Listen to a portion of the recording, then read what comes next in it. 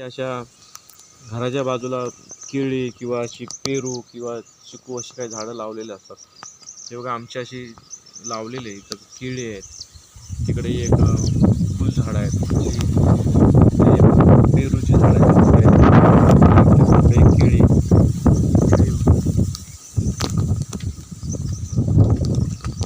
म्हणजे गावच्या ठिकाणी असे घराच्या आसपास असे सगळं जंगल किंवा झाडं बिडं लावलेली असतात. त्याच्यामुळं गावची घरं सुशोभित अशी वाटतात. त्याच्यामुळे सुंदर अशा जंगलामध्ये, जंगल बघा असं पूर्ण घनदाट जंगल आहे. घनदाट जंगलामध्ये आपली अशी कोकणातली घरं बसलेली असतात.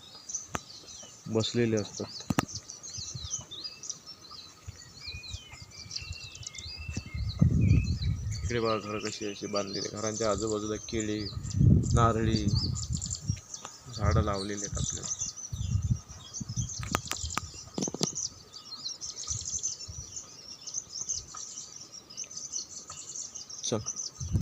शेती, गावची शेती अशी आमची कोकणातली भात शेती आहे.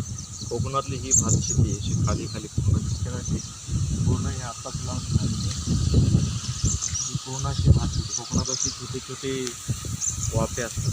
छोटे छोटे वाफे आम्ही पारंपरिक पद्धतीने बैलांच्या शेतीने लावलेले आहे.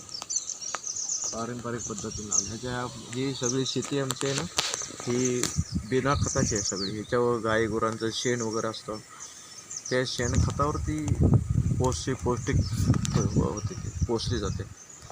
ही ह्या शेतीला आम्ही खत वगैरे काही वापरत नाही. ह्या अशा जमिनी, पूर्ण जी जमीन आहे भात शेती दिसते ना, ती पूर्ण भात शेतीला अशी आम्ही खत नाही वापरत. गाई गुरांचं जे काही शेणखत वगैरे जे असं ह्याच्यावरती शेती वापरली जाते, शेती मोठी होते.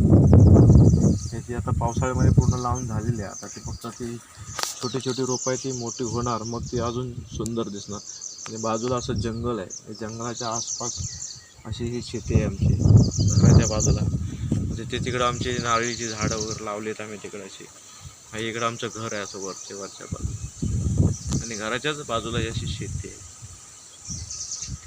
आणि ही इकडं आमची घरं अशी आहेत. या घरांच्या बाजूबाजूला आमची शेती आहे, आणि ती पूर्ण शेणखतावर चालणारी शेती आहे. कुठलंही रासायनिक खत वगैरे नाही, शेणखतावर असं चालतं. नमस्कार मित्रांनो, आपल्या या चॅनलला लाईक करा आणि सबस्क्राईब करा पहिलं. धन्यवाद.